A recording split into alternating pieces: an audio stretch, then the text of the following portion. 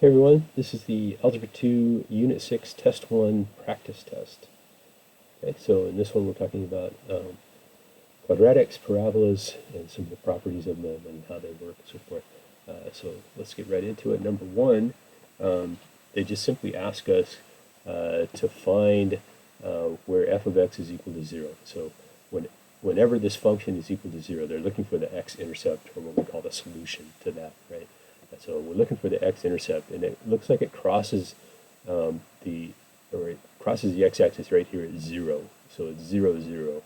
So when the function is equal to 0, my x value is 0. Okay, so there's just one solution there. My solution there is going to be when x is equal to 0. Okay, looks like we're okay there. Question number 2. So here again we just have the function y equals x squared. They want to know where that's equal to 0. So this is really, the same question as the last one. It's actually, asking where this crosses the x-axis. It crosses right here when x is equal to 0. Okay, so they want to know, this is kind of a different way of asking it, but they're asking the same thing. Where does this function equal 0? And it equals 0 when x is equal to 0. X is equal to 0. Okay, so just a different way of asking the same question.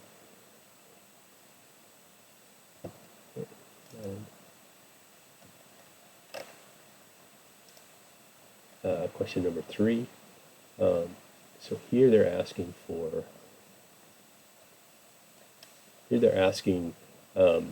to find where the function is equal to negative 14. Okay, so where is that function equal to negative 14? And if I come down here and look at negative 14, right, I can see my x value here is negative 1. Okay?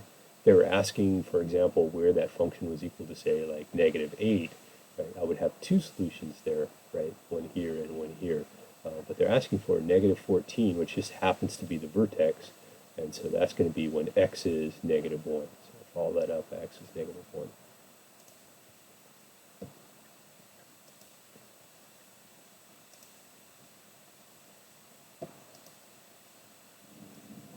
Okay, number 6 here. So they're asking us to factor out the greatest common factor. So they don't want just the greatest common factor. They want the whole factored polynomial. So this is number 4.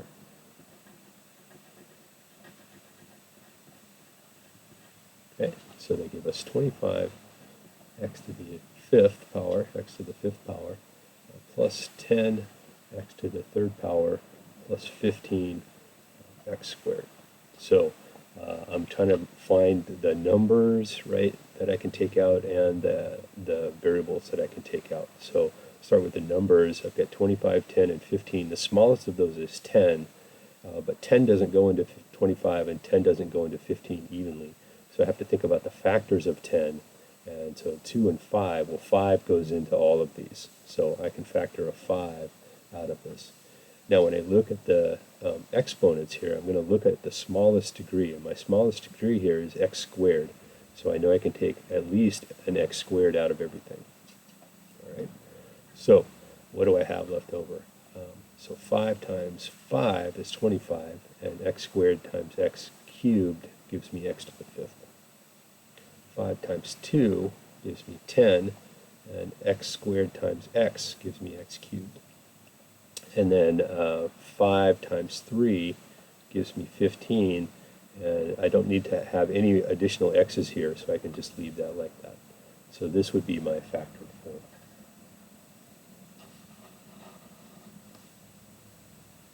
So we've got 5x second power times, oops, there, times 5x to the 3rd power plus 2x plus 3.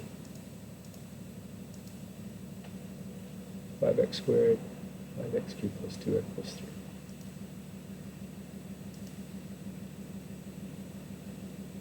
Okay, number 5, similar thing, they're just asking us to factor that completely. first thing we're always going to look for is a GCF, the greatest common factor. So I've got 30y to the ninth plus 6y to the 5th. So I'm going to do a similar process here. I'm going to look at the numbers first. My smallest number is 5, and so, my smallest number is 6, and 6 goes into 30, so I can take a 6 out of both of those. And then if I look at the degrees here, I've got y to the 5th is the smallest degree that I have, and so I can take that out as well. And then I have to see what I have left over, so 6 times 5 gives me 30, y to the 5th, and then y to the 4th gives me y to the 9th, and then 6y to the 5th, that's already there, so I just need to put 1 there. It's important that I put that 1 there. If I don't have that 1 there, then I just have 30y to the 9th, right, when I multiply that out. So we've got 6y to the 5th power times 5y to the 4th power plus 1.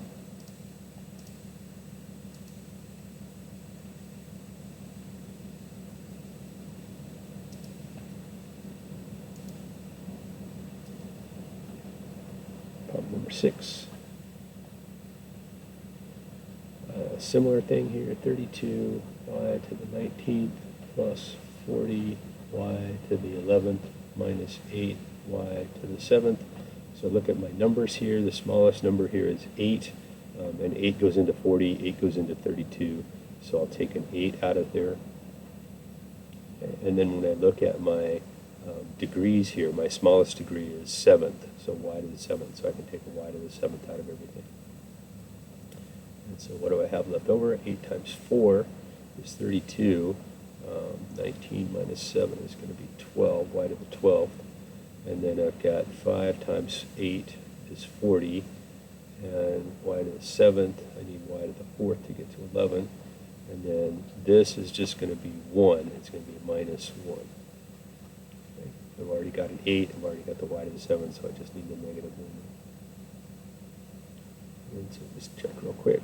32, 40, 11, yeah. So right there. So this is going to be 8y to the 7th times 4y to the 12th plus 5y to the 4th minus 1. 19, 2, 11, 40, no, okay, I think we're good.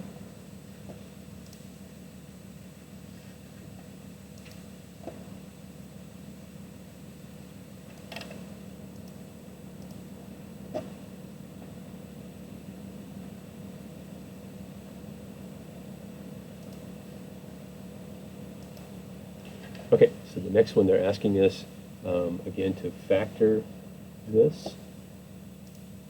Okay, so here we've got y squared plus 5y plus 6. Okay, check for a common factor, and there isn't one. We have a quadratic trinomial, so we'll see if we can factor it like this. Okay. So when I factor it like this, I'm going to look at the factors of y squared, which are going to be y and y. And then I need to look at the factors of 6 that add up to 5. So I've got 1 and 6, and 2 and 5. Or sorry, 2 and 3. 2 and 3. 1 and 6, and 2 and 3. Now I got to look at this last term as positive. That means both of my signs are going to be the same on these factors. And I look at my middle term here as positive, so I know that both of my factors have to be positive. So they have to add up to be 5. All right. I could make a 6 out of a 5 out of a 1 and a 6, but I'd have to subtract, and that doesn't give me the right sign. So I'm going to use 2 and 3. So this is going to be plus 2 and plus 3. So we've got y plus 2 and y plus 3.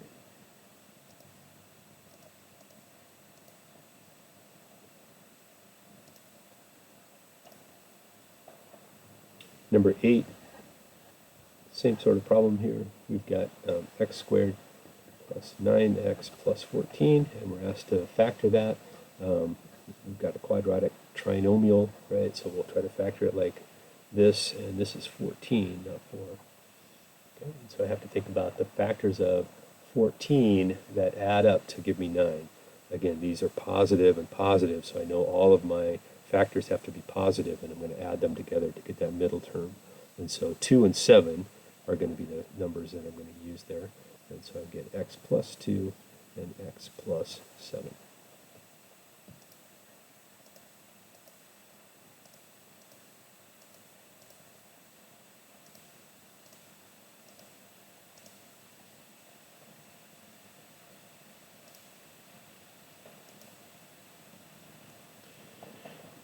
And then number 9, a similar question here. We've got x squared minus 2x minus 63. Now, when I go to factor this one, right, my last number is negative.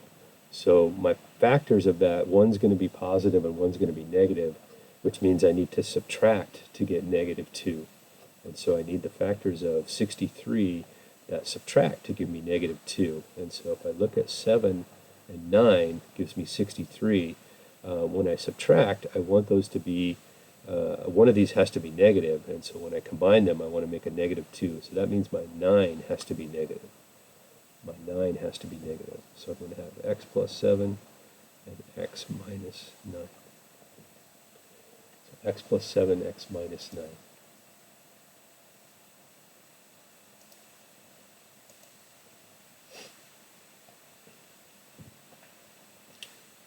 Number 10. So we've got x squared minus 15x plus 50. On this one, that last term is positive, but my middle term is negative. So this last term is positive means that both of those factors have to have the same sign. They have to add up to be negative 50. So this means that both, negative 15, means that both of my factors are going to be negative. So if I look at negative 5 and negative 10, that adds up to be negative 15 and multiplies to give me 50. So I've got x minus 5 and x minus 10.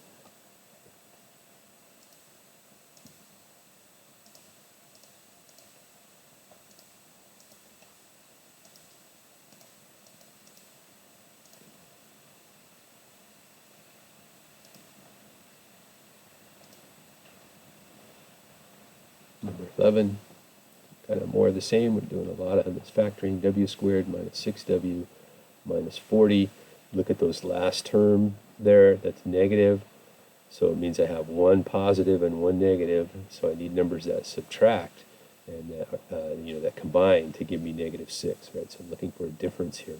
So when I think about the factors of 40, 1 and 40, 2 and 10, 4 and 1 and 40, 2 and 20, 4 and 10, and I can see right there I have a difference of 6 with 4 and 10, and so I'll use that.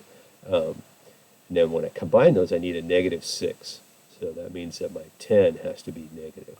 So here I'll have w plus 4 and w minus 10.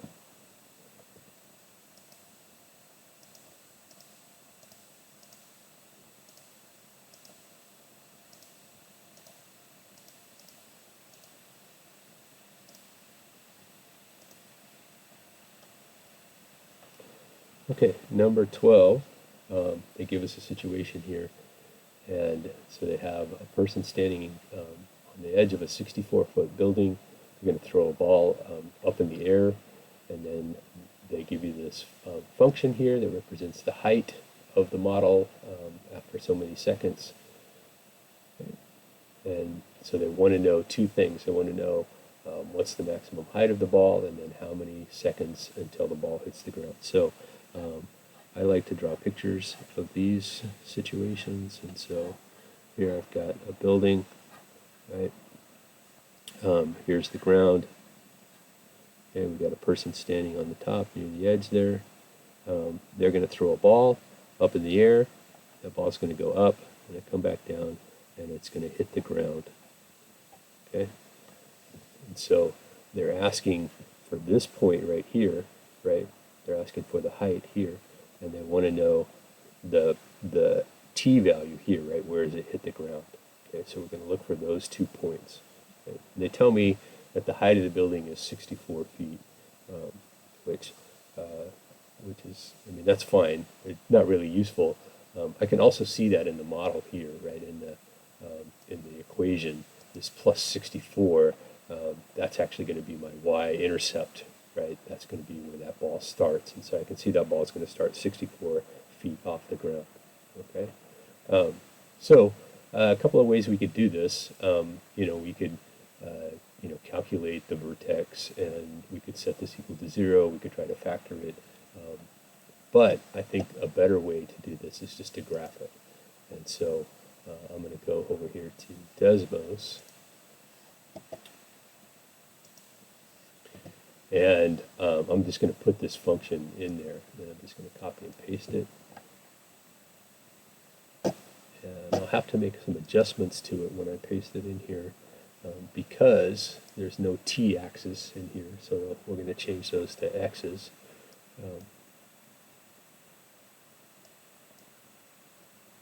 And we want to change that to a squared. So there is our graph there. You see that, you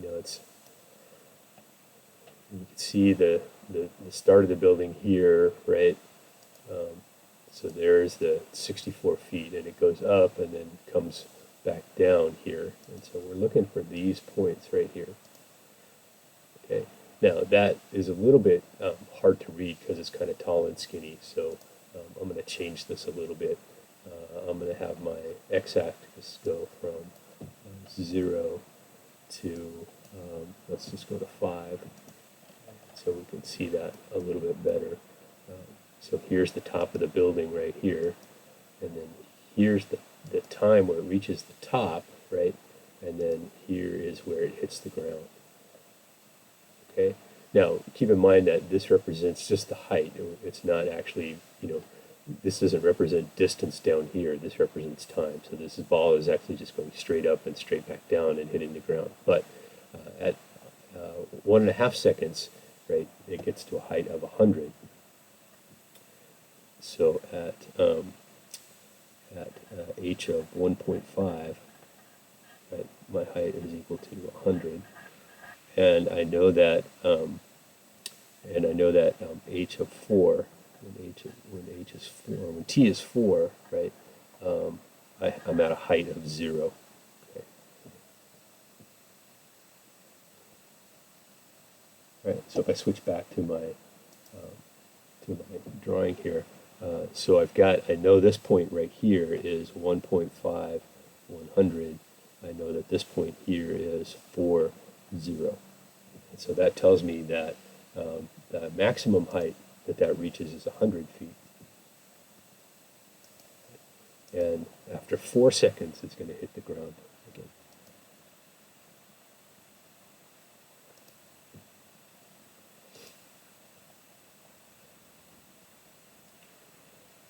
Question number 13.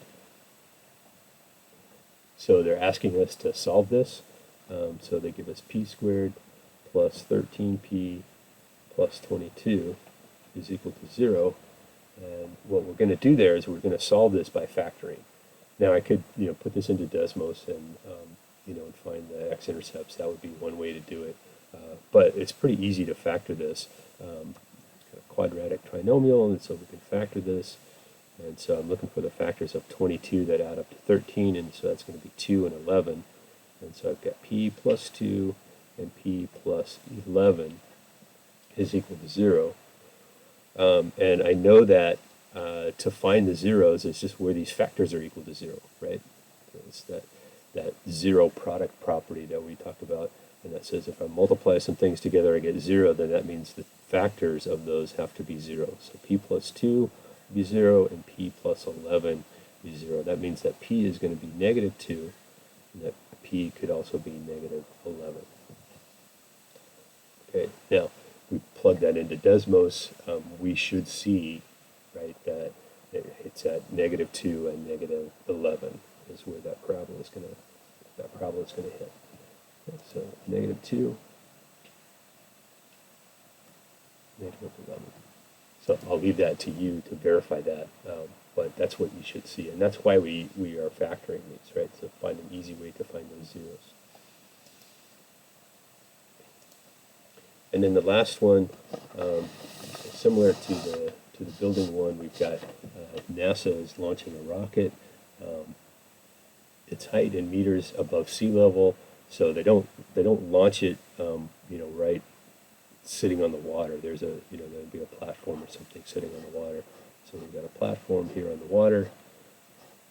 Okay, we've got the water there. We've got our rocket here. Okay, we've got our rocket there, and it's going to blast off, right? It's going to go up, and then it's going to come back down, and it's going to hit the water. Okay, so we want to find out the same sort of thing. This time they give us that equation is in meters per second, so instead of feet.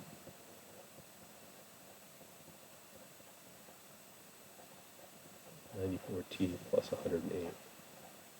Okay, so the units are a little different here. We're talking about meters, and time is in seconds. And so they want to know the top up here, okay, and they want to know how long it's going to take until it hits the ground. Now, I can tell right from my equation that this tower is 108 meters high.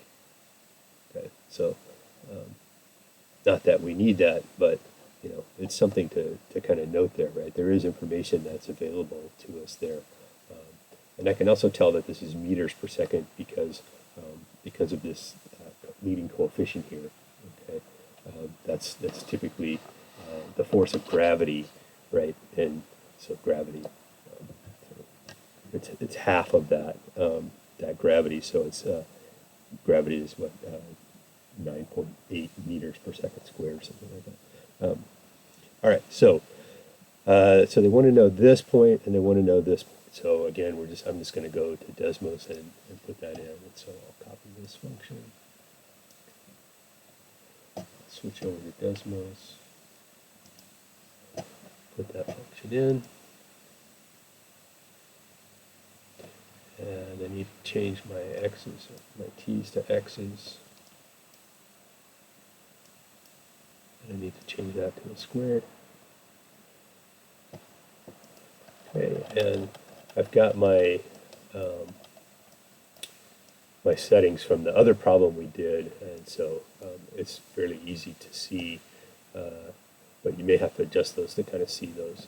Okay, so again, we're looking for the vertex, we're looking for the top here, and then we're looking at where it hits the ground. And so I know the top here, it gives me after 9.592 seconds, I'm at a height of 558.816 meters.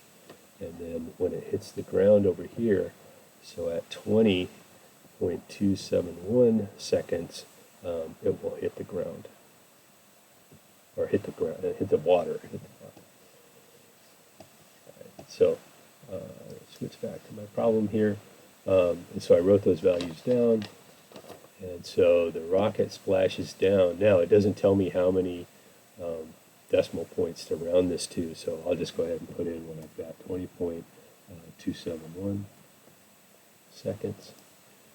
And the rocket peaks, so the highest it gets is 558.816, 558.816 meters.